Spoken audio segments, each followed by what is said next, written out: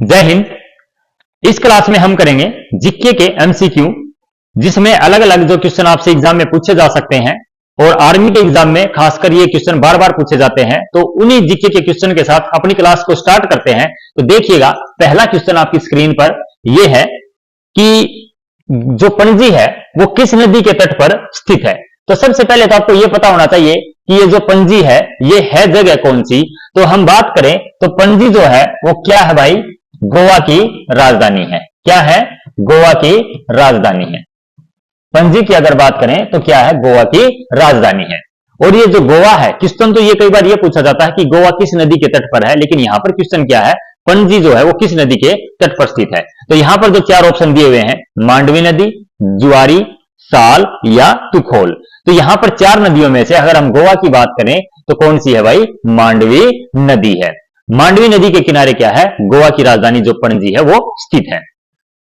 उसके बाद में अगला जो क्वेश्चन रहेगा आपका, कई बार एग्जाम में पूछा जाता है कि बिरजू महाराज किस नृत्य के प्रसिद्ध कलाकार हैं। बिरजू महाराज का संबंध किस नृत्य शैली से है, या बिरजू महाराज का जो संबंध है वो कहां से है। तो इसमें से चार ऑप्शन दिए हुए हैं। ऑप्शन ए में भरतनाट्यम, ऑप्शन बी में ओडिसी, ऑप्शन सी में मोहिनीअट्टम और ऑप्शन डी में कथक। तो जो बिरजू महाराज का जो संबंध है वो किस नृत्य से है भाई, कथक नृत्य से है। और ये कथक जो नृत्य है, अगर हम बात करें कथक नृत्य की, तो ये कहां का है भाई, यूपी का शास्त्रीय नृत्य है।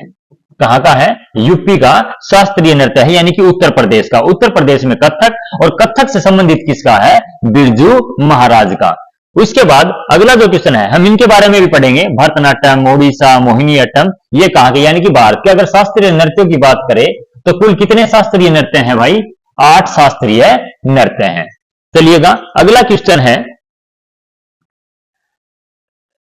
In which continent is the Andes mountain range located. Question क्या है कि एंडीज जो पर्वत श्रृंखला है वो किस महाद्वीप में स्थित है, या एंडीज पर्वत श्रृंखला की अगर बात करें तो वो किस महाद्वीप में स्थित है। तो यहां पर चार ऑप्शन दिए हुए हैं। Option A Europe, B Australia, C South America और डी अफ्रीका। तो आज आपको दिन में क्लास करवाई थी, क्या है इसका राइट आंसर, दक्षिण अमेरिका। जो एंडीज पर्वत है उसका जो राइट आंसर है वो क्या है भाई, दक्षिण अमेरिका है। इसका जो करेक्ट आंसर होगा वो दक्षिण या साउथ अमेरिका या दक्षिण अमेरिका बिल्कुल राइट आंसर होगा। कौन सा पर्वत की बात कर रहे हैं, एंडीज पर्वत। एंडीज पर्वत है। और अगर अब इसने महाद्वीप की बात कर दी, तो अगर हम बात करें तो दुनिया का सबसे बड़ा जो महाद्वीप है वो कौन सा है, एशिया। दुनिया का सबसे बड़ा जो महाद्वीप है वो कौन सा है, एशिया महाद्वीप है। तो अब हम अगर बात करते हैं कि महाद्वीप हैं कौन कौन से, तो कुल कितने महाद्वीप हैं, कितने महाद्वीप है भाई, 7 महाद्वीप हैं। वो महाद्वीप कौन कौन से हैं, विश्व में कुल महाद्वीपों की संख्या 7 है, जिसमें पहला क्या है, एशिया, अफ्रीका, उत्तर अमेरिका, दक्षिण अमेरिका, यूरोप, ऑस्ट्रेलिया और अंटार्कटिका। ये 7 महाद्वीप हैं, जिसमें से सबसे जो बड़ा महाद्वीप है वो कौन सा है, एशिया है। और सबसे छोटा महाद्वीप की अगर बात करें तो कौन सा है, कौन सा है, ऑस्ट्रेलिया। कौन सा है भाई, ऑस्ट्रेलिया। सबसे छोटे की अगर बात की जाए तो कौन सा है, ऑस्ट्रेलिया। चलिए अगला क्वेश्चन है। इसके बाद चलो, महाद्वीप तो आपको पता लग गया कि 7 है, महासागर कितने हैं, 5 हैं। अब महासागरों को और देखिएगा, दुनिया में महासागर गिने जाते हैं कुल कितने, 5, जिसमें से एक कौन सा है, प्रशांत महासागर। कौन सा है भाई, प्रशांत महासागर। दूसरा अटलांटिक महासागर, तीसरा आर्कटिक महासागर, फिर हिंद महासागर, और फिर कौन सा है, अंटार्कटिका महासागर। अगर हम यहां पर बात करें कि सबसे जो बड़ा महासागर है वो कौन सा है, तो सबसे बड़ा महासागर कौन सा है, प्रशांत महासागर सबसे बड़ा है। तो कई बार ये भी पूछ लिया जाता है कि सबसे बड़ा जो महासागर है वो कौन सा है, तो कौन सा है भाई, प्रशांत महासागर है। इसी के साथ चलते हैं अगले क्वेश्चन की तरफ। यहां पर है वर्ल्ड वाइड वेब, यानी कि शॉर्ट में अगर हम बात करें www। किसी भी इंटरनेट साइट को खोलने से पहले आप सभी ने एक बार ये वर्ड जरूर टाइप किया है, या किसी भी साइट को याद करने के लिए अगर हम बात करें www.indianarmy या joinindianarmy.com, तो उससे पहले भी www लगता है।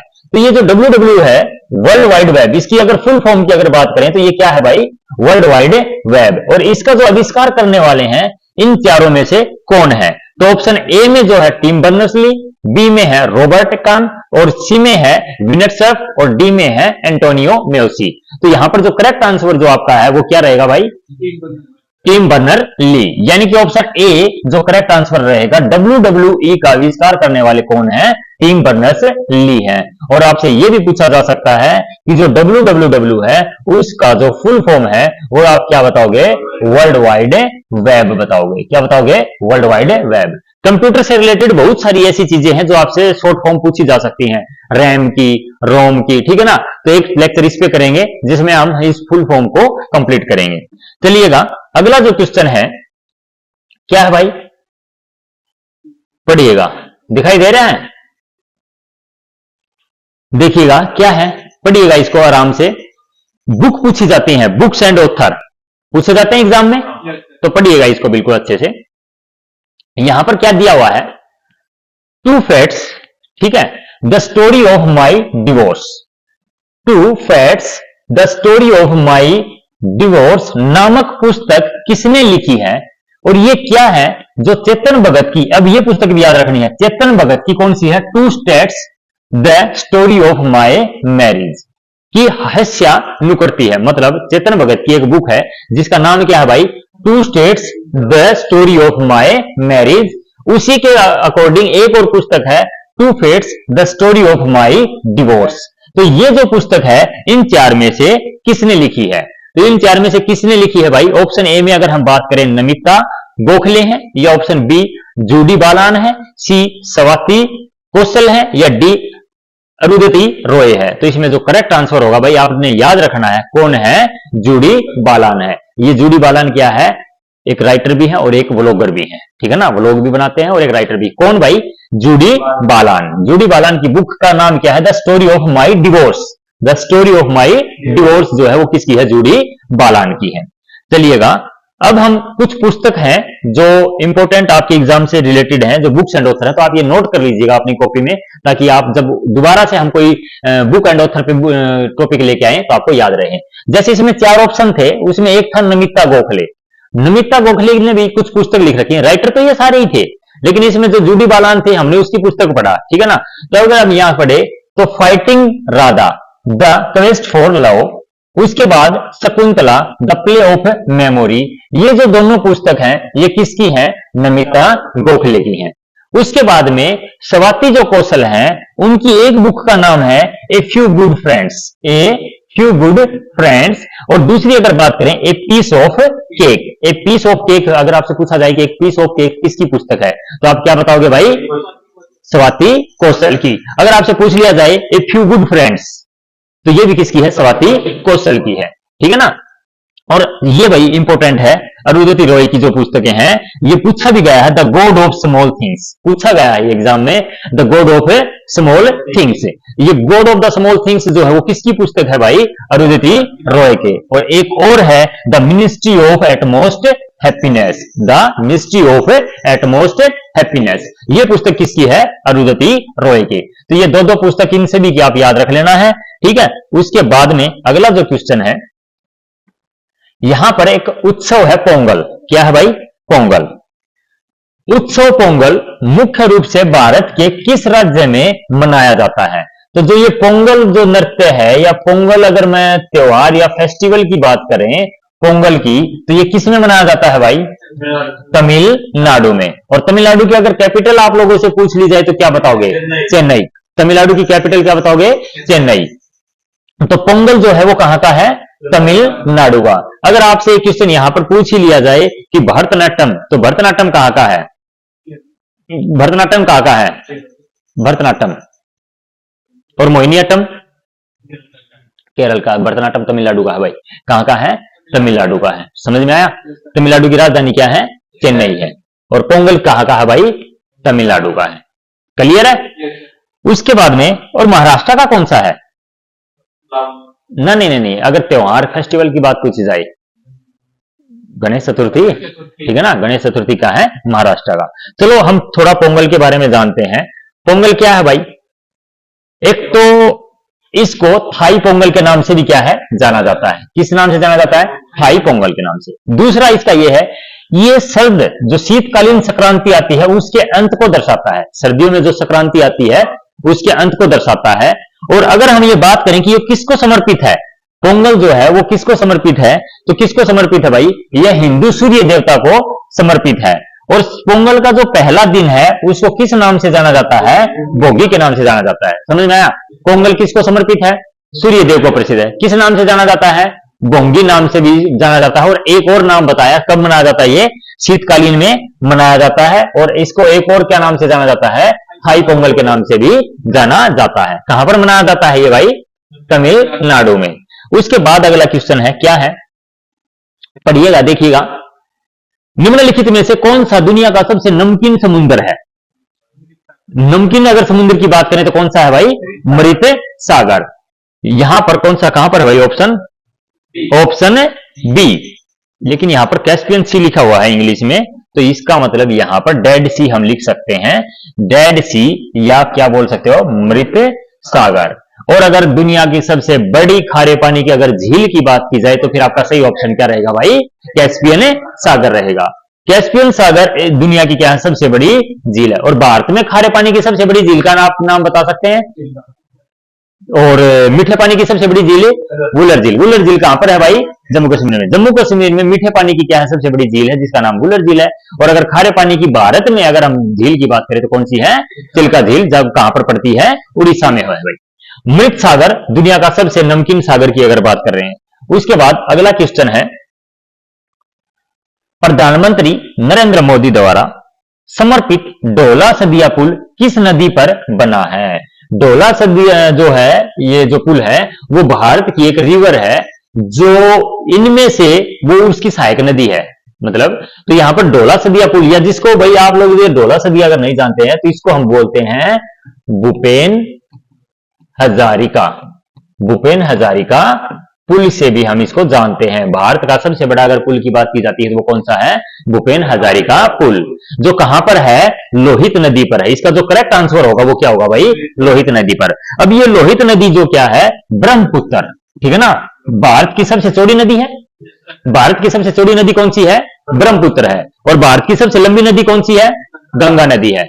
तो हम अगर इसके से संबंधित अगर बात करें तो ये जो समर्पित ढोला सदिया पुल किस नदी पर है? लोहित नदी पर। लोहित नदी किसकी है भाई? ब्रह्मपुत्र की सहायक नदी है। और भारत की ब्रह्मपुत्र क्या है? सबसे चौड़ी नदी है। अगर हम बात करें भारत की सबसे लंबी नदी की तो भारत की सबसे लंबी नदी कौन सी है? गंगा। अगर गंगा नदी की आपसे लंबाई पूछ ले कि गंगा नदी की लंबाई कितनी है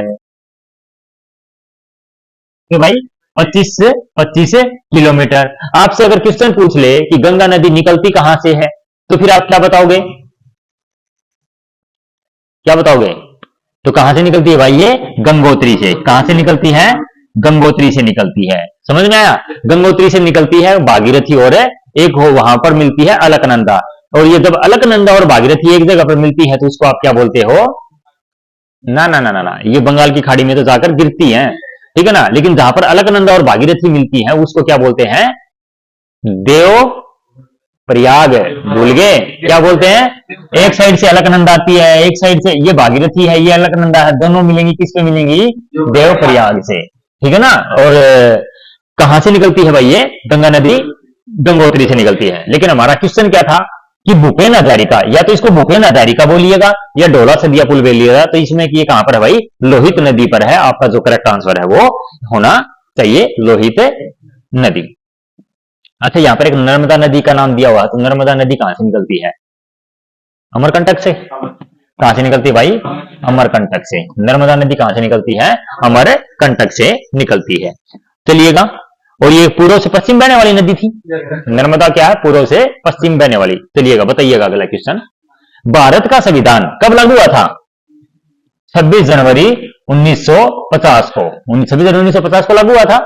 अगर हम बात करें भारत के संविधान में वर्तमान में कितनी अनुसूचियां हैं, कितने शेड्यूल या कितनी अनुसूचियां हैं, तो कितनी है भाई? 12 अनुसूचियां हैं। फिलहाल भारत के संविधान में कितनी अनुसूचियां हैं? 12। और अगर हम बात करें भारत का जो मूल संविधान था, भारत का जो मूल संविधान था उसमें कितनी अनुसूचियां थी? कितनी अनुसूचियां थी भाई?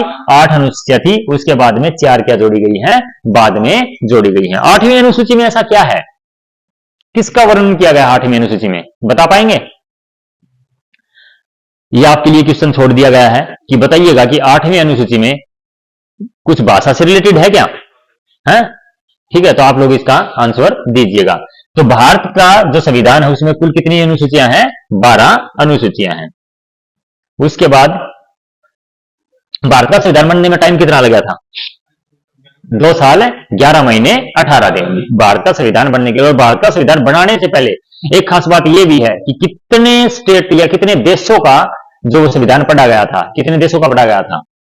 60 देशों का। जो डॉक्टर भीमराव अंबेडकर साहब हैं उन्होंने 60 देशों के संविधान के ऊपर क्या किया था? शोध किया था। ठीक है ना? तो चलिएगा अगला क्वेश्चन पढ़ते हैं। इसमें क्या दिया हुआ भाई? केरल में थेम्बा किसके लिए प्रसिद्ध है? किसके लिए प्रसिद्ध है? तो केरल में एक थेम्बा जगह है भाई। अगर मैं यहां पर आपसे ऑप्शन पूछता हूं तो ऑप्शन में क्या क्या दिया हुआ है? देखिएगा 4 ऑप्शन पढ़िएगा। पहले ये क्वेश्चन पढ़ लीजिएगा, केरल में थेम्बा किसके लिए प्रसिद्ध है? तो ऑप्शन ए में क्या दिया हुआ भाई? यह एक रॉकेट लॉन्चिंग स्टेशन है, यह चाय के बागान है, इसमें बैंक वाटर लेगून है, या इसका आयुर्वेदिक केंद्र है। तो इसका जो करेक्ट आंसर होगा वो होगा यह एक रॉकेट लॉन्चिंग स्टेशन है। इसरो है ना, इंडियन स्पेस रिसर्च ऑर्गेनाइजेशन, उसी का एक पार्ट है। क्या है? रॉकेट लॉन्चिंग सिस्टम है। और इसका नाम क्या है भाई? थेम्बा। क्या नाम है? थेम्बा। क्या है? Rocket launching system. चलिएगा अगला क्वेश्चन देखिएगा क्या है, पढ़िएगा। शाबाश। नोबेल पुरस्कार प्राप्त करने वाले एकमात्र भारतीय अर्थशास्त्री कौन है? बहुत बार क्वेश्चन पूछा गया है एग्जाम में। कौन है भाई? एकमात्र अर्थशास्त्र में नोबेल पुरस्कार जो जीतने वाले हैं भारतीय, उनका नाम क्या है? तो यहां पर भाई अमर्त्य सेन है। कब मिला था इनको? 1998 में। कब मिला था भाई? 1998 में। ठीक है ना? तो अर्थशास्त्र में नोबेल पुरस्कार जीतने वाले कौन है?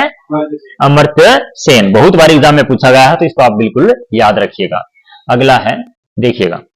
अंग्रेजों ने किस मुगल शासक को या किस मुगल सम्राट को रंगून भेज दिया था? अकबर द्वितीय के पुत्र थे ये। अकबर द्वितीय के पुत्र थे और इनको कहां भेज दिया गया था? रंगून, म्यांमार में भेज दिया गया था। तो ये कौन से थे भाई? ऑप्शन ए में है बहादुर शाह जफर, या बहादुर शाह प्रथम, शाह आलम, या बहादुर शाह तृतीय। तो किसको भेजा गया था भाई? बहादुर शाह जफर को कहां भेज दिया गया था? गिरफ्तार करके रंगून भेज दिया गया था। ठीक है? इसके बाद अगला क्वेश्चन जो है, ज्यादा हार्ड तो नहीं है ना क्वेश्चन? इजी है बिल्कुल। देखिएगा क्वेश्चन पढ़िएगा। भारत आने वाले शुरुआती खोजकर्ताओं में से एक मेगास्थनीज था, वह किस देश से था? तो भारतीय जब खोज करने वाला एक वास्को डी गामा भी आया था। कब आया था वास्को डी गामा? कब आया था भाई? वास्को कब आया था? 1498 में आया था। ठीक है ना? 1498 में। तो बताइएगा इस क्वेश्चन का आंसर क्या होगा भाई? जो मेगास्थनीज था वो कहां का था? यूनान का था। कहां का था? यूनान का था। और ये किसका राजदूत था? मेगास्थनीज किसका था भाई? सेल्यूकस। किसका था? सेल्यूकस निकेटर का राजदूत था। सेल्यूकस निकेटर का राजदूत था। कौन था? मेगास्थनीज। और किसके दरबार में आया?